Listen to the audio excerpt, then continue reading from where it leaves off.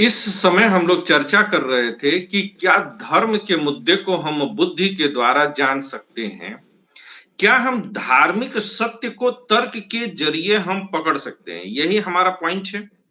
इस बिंदु पर जब हम चर्चा कर रहे हैं, तो आज एक वीडियो आया था मेरे पास, जिसमें कि एक बड़ी कोचिंग के एक बड़े डायरेक्टर साहब, नाम लेकर के बोल देता हूँ, विकास दिव्यकीर्ति जी, जो ये दावा कर रहे थे कि अ, केवल 2% ब्राह्मणों को ही शिक्षा पर अधिकार था 3000 सालों से। एक बात समझ में नहीं आई मेरी। और हालांकि इस तरह से उन्होंने वैश्यों को ही जो है व्यापार का अधिकार और सब कुछ बता दिया, और वो आरक्षण को जो है सही ठहराने की, जायज ठहराने की कोशिश कर रहे थे। मुझे ये लगता है कि जब आप टीचिंग प्रोफेशन में हों ये, और ये टीचर के तौर पर आपको ये ज़िम्मेदारी महसूस होनी चाहिए कि आप समाज में और अधिक विभाजन पैदा करने की कोशिश ना करिए।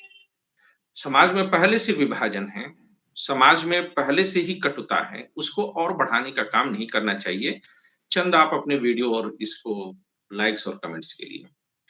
पहली बात ये है कि 3000 साल पहले किसने जनगणना कराई थी और किसने ये बताया था कि जो है ब्राह्मण जो है केवल 2% थे। मैं ये मानता हूं कि शूद्रों और दलितों के साथ गलत हुआ है, लंबे समय से उन्हें दबाने की कोशिश हुई है। इस बात में मेरा कहीं पर कोई भी जो है गुरेज नहीं है। मैं इस बात को जो है पूरी स्पष्टता और ईमानदारी के साथ स्वीकार करने के लिए तैयार हूं। पर ये 2% का आंकड़ा आता कहां से है आपके पास? जाहिर सी बात है कि यह जबरदस्ती का किया गया प्रोजेक्शन है। फिर जब आप ये कहते हैं कि आप जो है पढ़ा रहे हैं, इन्होंने केवल अपना अधिकार कर रखा है, ये भी बात गलत है। ये हमेशा हमको ये समझना चाहिए कि शिक्षा पर जो है, एक तो ब्राह्मणों के अलावा क्षत्रियों और वैश्यों का भी अधिकार था। क्षत्रिय और वैश्य भी पढ़ते थे। तमाम ऐसे भी जो है राजा हुए हैं, तमाम ऐसे जो है अनेक नाम हैं। ज़्यादातर जो है वैदिक और ऋग्वैदिक काल और उत्तर वैदिक काल के जो ऋषि वगैरह हुए हैं, उनमें बड़े पैमाने पर लोग शूद्र वर्ण से आते हैं। दूसरा, ब्राह्मण एक वर्ण है, जाति नहीं है। तो आप आज की तारीख में जो जाति और वर्ण मिल गया, उसको आप वैदिक काल में ले जाकर के प्रोजेक्ट नहीं कर सकते हैं। देखिए, तर्क जब अकेला होता है, तो तर्क क्या होता है कि तर्क कई बार आपके विश्वास और भावनाओं का सहारा लेकर के आगे बढ़ता है। जब आप वैदिक पीरियड के बारे में बात करते हैं, तो विशुद्ध इतिहास की दृष्टि से वेदों को देखा ही नहीं जाना चाहिए, ये अपराध है। वेद इतिहास को बताते हैं, लेकिन उनका जो दृष्टिकोण है वह पूरी तरह से आध्यात्मिक दृष्टिकोण है, और आपको इस बात को समझना चाहिए। जब वैदिक पीरियड में शूद्रों को मना किया जाता है, तो वहां पर शूद्र अपने गुण और कर्म की वजह से शूद्र हैं। वहां पर शूद्र जन्मना शूद्रो नहीं है, क्योंकि जो जन्मना शूद्रो है वह संस्काराद द्विज उच्यते हैं। तो ये बात पूरी तरह से गलत है, और कितने सारे एग्जाम्पल्स हैं। आप वाल्मीकि को ले लीजिए, आप वेद व्यास को ले लीजिए, आप श्रृंग ऋषि को ले लीजिए, मतलब हजारों नाम हम गिना सकते हैं कि जो कहीं ना कहीं जो है, आप विश्वामित्र को ले लीजिए। विश्वामित्र जो है क्षत्रिय वर्ण से आते हैं। वशिष्ठ के बारे में ये कहा जाता है कि वशिष्ठ भी जो है शूद्र रहे हैं। तो आप 3000 साल का जब इतिहास गिनते हैं, तो आप कौन सा इतिहास गिनने की कोशिश करते हैं? फिर आप जो है पूरा नंद वंश, मौर्य वंश को ले, जिन्हें कि प्रमुख तौर पर शूद्र ही माना गया है, क्या उन लोगों के पास शिक्षा का अधिकार नहीं था? और चाणक्य जैसा वर्ण व्यवस्था का पोषक भी, वह एक मौर्य राजा का जो है दरबारी बन करके रहता है। इसी तरह से व्यापार पर केवल वैश्यों का अधिकार था, ये भी गलत है। ये आप हम मान सकते हैं कि समाज में धीरे-धीरे जाति परंपरा में आकर के कुछ लोगों को जो है समाज के अधिकारों से वंचित किया गया, और आज आरक्षण की जो है व्यवस्था इस आधार पर जायज ठहराने की कोशिश की जाती है, जो काफ़ी हद तक सही भी है। लेकिन ये व्यवस्था की बात कर दिया जाना कि नहीं, 2% ही थे, तो आपके पास अपनी बात को प्रमाणित करने के लिए कोई डेटा नहीं है। कोई जनगणना उस प्राचीन काल में हुआ नहीं था। आप समाज में और विभाजन की बात कर रहे हैं। आप भूल जाते हैं कि ब्राह्मणों के अतिरिक्त क्षत्रिय और वैश्य को भी शिक्षा का अधिकार था और बहुत लंबे समय तक शूद्रों को भी रहा है और बाद में धीरे-धीरे कई बार इनको दिया गया है। और जहां तक शिक्षा न पा पाने की बात थी, तो वह मूलतः शिक्षा से वंचित नहीं थे। जो बहुत गरीब लोग होते थे, वह प्रायः शिक्षा से वंचित होते थे। 1947 में जब देश आजाद होता है, तो उस समय मात्र 13% ही इस देश में साक्षरता की दर थी। तो वो 13% में कौन से लोग थे? इसको भी जो उठा करके आपको आंकड़े पढ़ने चाहिए। डॉक्टर भीमराव अंबेडकर को जहां कई लोगों ने जो है पढ़ने से रोकने की कोशिश की, अन्य कई सारे जो है लोगों के बारे में हम जानते हैं कि किस तरह से उनको जो है फेस करना पड़ा। वहीं पर हमें ये भी तो नहीं भूलना चाहिए ना कि डॉक्टर अंबेडकर को पढ़ने के लिए सपोर्ट करने वाले लोग भी इसी समाज में मौजूद थे। मेरा केवल विरोध इस बात पर है कि इस तरह की बातें नहीं किया जाना चाहिए और कम से कम आंकड़े दुरुस्त करिए आप अपने।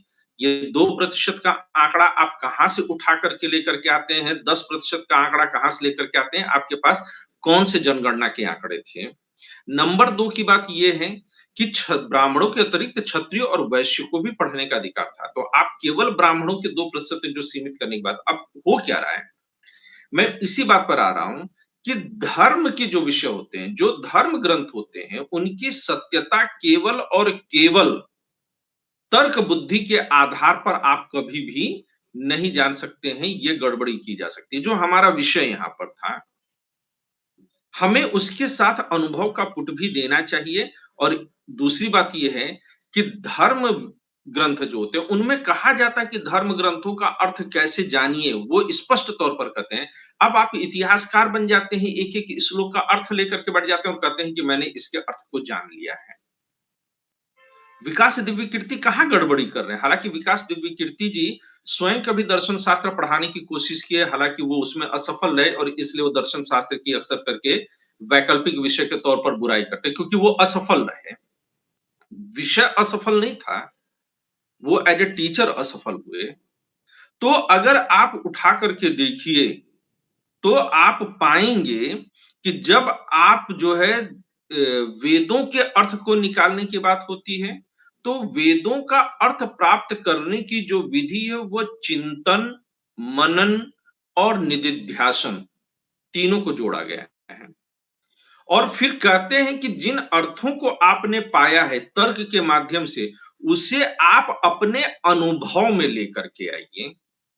धर्म शास्त्रों के अर्थ को वह आप अपने अनुभव में लेकर के आइए, ये बहुत आवश्यक है। आप एक श्लोक को पढ़ करके कहिए, हमारे यहाँ ये मना किया जाता है। हालांकि धर्म शास्त्रों के अर्थ को कैसे जाना जाए, तो सत्य को जानने के 3 रास्ते बताए जाते हैं। सत्य को जानने के कितने रास्ते बताए गए हैं? सत्य को जानने के लिए 3 रास्ते हैं सर। 3 रास्ते हैं। उनमें से जो पहला रास्ता बताया गया है, वह रास्ता बताया गया है संवाद सिद्धांत का। ये बहुत कायदे से याद रखिएगा। संवाद सिद्धांत यानी कि हम इंद्रिय प्रत्यक्षों के माध्यम से किसी सत्य को जान लें। जैसे मेरे सामने की दीवार सफेद है कि नहीं है, बाहर बगीचे में खिला हुआ फूल लाल रंग का है या नहीं है। तो इसको जानने का तरीका क्या है? ये 1 टू 1 कॉरेस्पॉन्ड करके जाना जा सकता है। आप जाइए, अपनी आंखों से देख लीजिए, आप सूंघ लीजिए, सुन लीजिए, आपको जो है सत्य का पता चल जाएगा। लेकिन दुनिया के सभी सत्य इसी संवाद सिद्धांत से नहीं जाने जा सकते हैं। तो दूसरा जो तरीका है वह कोहेरेंस का तरीका है। किसका तरीका है? कोहेरेंस। बोला करिए कोहेरेंट। आप लोग साथ में, है ना? इसको हिंदी में बोलते हैं संसक्तता। क्या बोलते हैं? संसक्तता। संसक्तता का अर्थ क्या है? कि कोई भी चीज एक बड़े योजना का हिस्सा होती है। जैसे कि वेद अगर लिखे गए तो वेदों का अर्थ जानने के लिए फिर वेदांगों की रचना हुई। तो ऋग्वेद के किसी एक श्लोक से कह देना कि इसका यही मतलब है, ये गलत है। ऋग्वेद का अर्थ आप तब तक नहीं जान सकते हैं जब तक कि आप व्याकरण को न समझें, आप जब तक निरुक्त को ना समझें, जब तक कि आप कल्प को ना समझें, जब तक कि आप जो है छंद को ना समझें, जब तक कि आप ज्योतिष को ना समझें। वेदांगों की रचना की गई है, 6 वेदांग बताए गए हैं।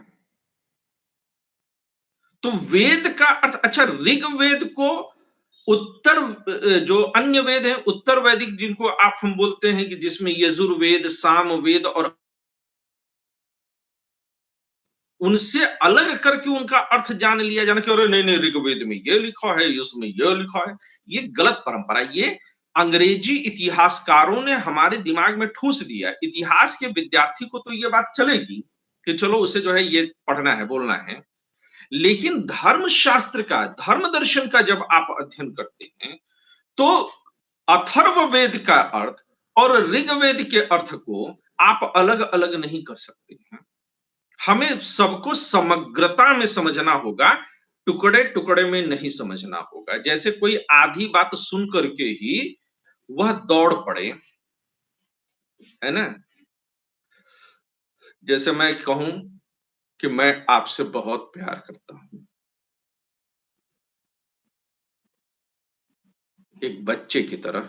अब आप एक बच्चे की तरह का शब्द न सुनिए, आप केवल इतना सुन लीजिए कि मैं आपसे बहुत प्यार करता हूं, आप मुझे बहुत अच्छे लगते हैं। पर साथ में एक स्टेटमेंट और भी जुड़ा हुआ है ना। आप तो हंगामा काट दीजिए, अरे आशीष सर का बताइए, आशीष सर क्या बोलते हैं बताइए, एकदम से गजब है आशीष सर है। आप वो वाला स्टेटमेंट आधा क्यों नहीं सुन रहे हैं? तो ये आपकी जल्दबाजी है। आप हमारे वैदिक पीरियड को किसी एक हिस्से में पेंट करके देखना चाहते हैं। इसके लिए शंकराचार्य ने कहा कि वैदिक सूत्रों का अर्थ जानने के लिए लक्षणाओं का प्रयोग होना चाहिए। किसका प्रयोग होना चाहिए? लक्षणा, जहद लक्षणा, अजहद लक्षणा और जहद जहद लक्षणा, 3 प्रकार के लक्षणाओं की चर्चा की। उनका प्रयोग किए बिना अब कौन सी इतिहासकार ने वेदों के अर्थ को जानने के लिए लक्षणाओं का प्रयोग किया? बहुत सारे लोग गीता का, या बड़ा अच्छा एग्जाम्पल है रामचरितमानस का, ढोल गवाल शूद्र पशु नारी सकल ताड़ना के अधिकारी, बम बम बम बम लोग कूद रहे हैं। लेकिन क्या एक दोहा, एक चौपाई, एक खंड उसका वो पूरे रामचरित मानस में राम के चरित्र, राम के व्यक्तित्व या तुलसी की सोच को, हालांकि वो राम ने नहीं कहा, वो तो समुद्र ने कहा है, क्या उससे जो है पूरे रामचरित मानस या पूरे तुलसी को जो है किसी एक कलर में पेंट कर दिया जाना सही है? नहीं नहीं है। सर। तो इतिहासकार इस तरह की जो है दिक्कतें पैदा करता है ना? इतिहासकार इस तरह की दिक्कतें पैदा कर रहा है। लेकिन जो दार्शनिक है, जो दर्शन शास्त्र का विद्यार्थी है, वो कहेगा कि just shut your mouth, you are nobody to talk on such issues, such subjects. आप इन विषयों पर, इन मुद्दों पर चर्चा करने के योग्य ही नहीं है। आप नहीं चर्चा कर सकते क्योंकि आपके अंदर इन विषयों को समझने की शक्ति ही नहीं है। तो 2 तरीके से अर्थ निकल सकते हैं, संवाद सिद्धांत। अब जो भौतिक विज्ञान का विषय होगा तो उसको आप कैसे प्रमाणित करेंगे? केवल और केवल इंद्रियों की सहायता से। लेकिन जब धर्म शास्त्रों के अध्ययन की बात आवे, चाहे वह हमारे वेद उपनिषद पुराण हो, चाहे इस्लाम में जो है कलाम पाक कुरान हो, चाहे वह गुरु ग्रंथ साहिब हो, चाहे वह बाइबल हो, चाहे वह अवस्था हो, उसको आप कॉरेस्पॉन्ड थ्योरी के आधार पर कतई नहीं समझ सकते हैं। उसको समझने के लिए यह आवश्यक है कि आप किधर मूव करिए, संसक्तता की ओर। तो खैर 2 तरीके के सिद्धांत हो गए सत्य को पाने के लिए। एक तीसरा सिद्धांत जिसको कहते हैं अर्थ क्रिया सामर्थ्य सिद्धांत। कौन सा सिद्धांत कहते हैं? अर्थ क्रिया सामर्थ्य सिद्धांत। अर्थ क्रिया सामर्थ्य सिद्धांत में क्या होता है कि हम उसी को सही मानेंगे जो रिजल्ट प्रोड्यूस कर दे। ये खास तौर से कोचिंग इंडस्ट्री में जो है बड़ा प्रचलन में है, और राजनीति में बड़ा प्रचलन में होता है। मास्टर वही बढ़िया जो भीड़ खींच करके लाए, है ना? वही मास्टर एकदम बढ़िया है। हम एक कोचिंग में पढ़ाने गए दिल्ली में, तो शुरुआती दौर था। तो कोचिंग के डायरेक्टर साहब थे, तो उन्होंने कहा कि देखिए सर, आपके बारे में हम लोगों ने सुन रखा है, आपके नॉलेज पर तो कोई प्रश्न चिन्ह हो नहीं सकता है। हमने कहा जी साहब। तो कहे लेकिन आप बहुत गंभीर जो है टॉपिक्स लेते हैं। हमने कहा तब मैं क्या करूं साहब? देखिए, बच्चों को बीच बीच में हंसाना पड़ेगा। 50% पढ़ाइएगा और 50% आप कॉमेडी करिएगा, तभी साहब मार्केट में चल पाएंगे। हमने कहा अरे साहब, आप नौकरी दीजिए, ये बताइए कि सिर्फ कॉमेडी ही करना है कि मुजरा भी करना है? अगर ऐसा हो तो लहंगा वहंगा सिलवा लें, हम मुजरा भी शुरू कर दें। हम करें अरे आप तो बुरा मान के। हमने कहा नहीं, बुरा नहीं मानेंगे, आप बताइए तो कपिल शर्मा शो शुरू करवा दिया जाए, कॉमेडी वगैरह की कमी नहीं है साहब। तो ये जो विकास दिव्यकीर्ति जी जो शिकार हो गए, वो इसी अर्थ क्रिया सामर्थ्य का हो गए कि वह ज्यादा से ज्यादा क्राउड पुल करने और लोगों तक पहुंचने के चक्कर में वह सत्य की पटरी को छोड़ करके वह लोकप्रियता के हाईवे पर दौड़ने की कोशिश करते हैं, जो कि किसी भी सूरत में बहुत अधिक घातक है। ऐसा करना नहीं चाहिए। आप लोग इस बात से सहमत हैं कि एक टीचर को इस तरह की जो है लोकप्रियता से बचने का जो है हर संभव कोशिश करना चाहिए? और अगर हम धार्मिक सत्य को जानने की कोशिश करें, तो मैंने कहा कि धर्म को विशुद्ध तर्क के जरिए नहीं जान सकते हैं। तर्क और अनुभव जब दोनों साथ में आते हैं, तभी हम सत्य को और बेहतर तरीके से जान सकते हैं। आप लोग मेरी बात से सहमत हो रहे हैं? Yes sir. Yes sir. मैंने तो बंद कर रखा। अब बोलिए। जी सर, क्लियर है। हाँ, अब आवाज आ रही। ठीक है ना? तो हम लोग इस तरह से जो है धर्म को पहचानने की कोशिश करेंगे, उसके जो है मुद्दों को विमर्श करने की कोशिश करेंगे।